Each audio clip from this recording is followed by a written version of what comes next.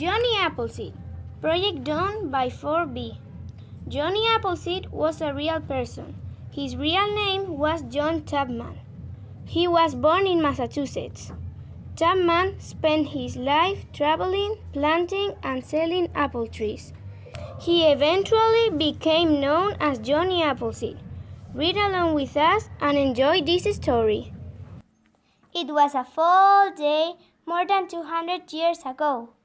The leaves were orange, red, and yellow. The apples were ripe. On that day, a boy named John Chapman was born in Massachusetts. John grew up near the woods. He liked to play outside. He loved animals. John went to school. He learned to read and write. He loved to learn new things. When John was old enough, he worked in an apple orchard. He liked to feel the sun on his back. He loved to smell the rich brown earth. But most of all, he loved the taste of fresh apples. John had always wanted to go west. When he was a young man, John left home. As he walked, he carried a bag of apple seeds with him. John walked for miles and miles and miles. It was warm, so he wore no shoes. He stopped at a river in Pennsylvania. There, John planted his first apple orchard. John walked farther west. He planted more apple seeds along the way. John went back to his orchards many times. He took good care of his small apple trees. Other people were also going west. They stopped when they saw John's apple orchards. John sold small trees to the settlers. They took the trees with them. They would plant them out west. The settlers liked apples. In late summer, they ate apples right off the trees. In the fall, the settlers put apples in cellars. The cellars were cold and dark. The apples would not spoil there, so the settlers could eat apples all year round. The settlers also baked the apples and cooked them in pots. They made applesauce and juice. They even fed apples to their cows. John planted more trees. He walked and walked and walked. As he walked, John made many friends. John loved to tell stories to the people he met. Children liked to sit around a fire and listen to his stories. So did grown-ups. Each fall, John went back east to get more seeds. Then he headed west again and looked for places to plant new trees.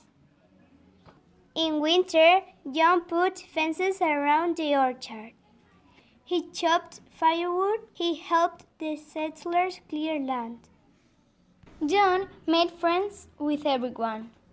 He learned to speak with Native Americans.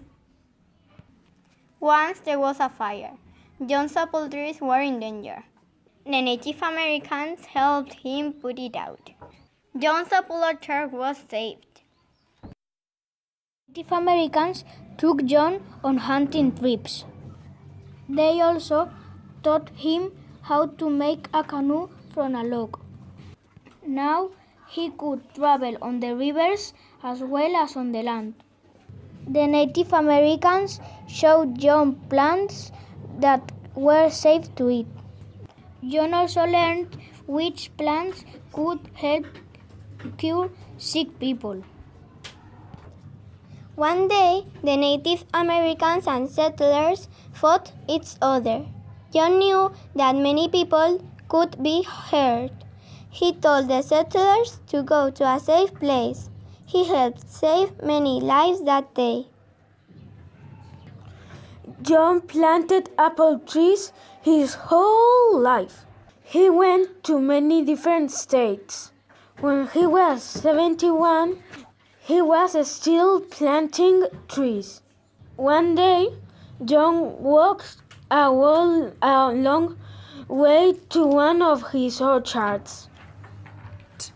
When he came back, he was very tired. He died a few days later. After John died, people began calling him Johnny Appleseed. They also told many tall tales about him. They said he played with a family of bears.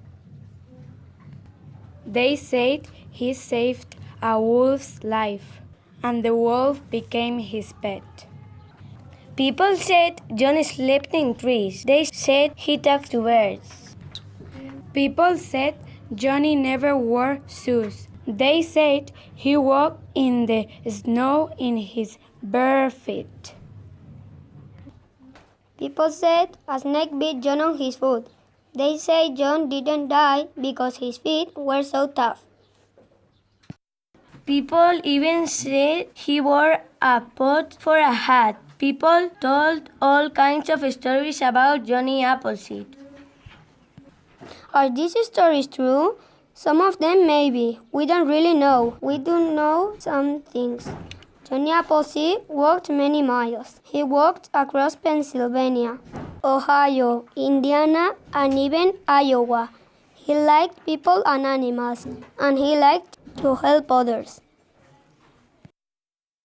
And we know one thing for sure. Johnny Appleseed loved apples. He brought apples to many places and many people.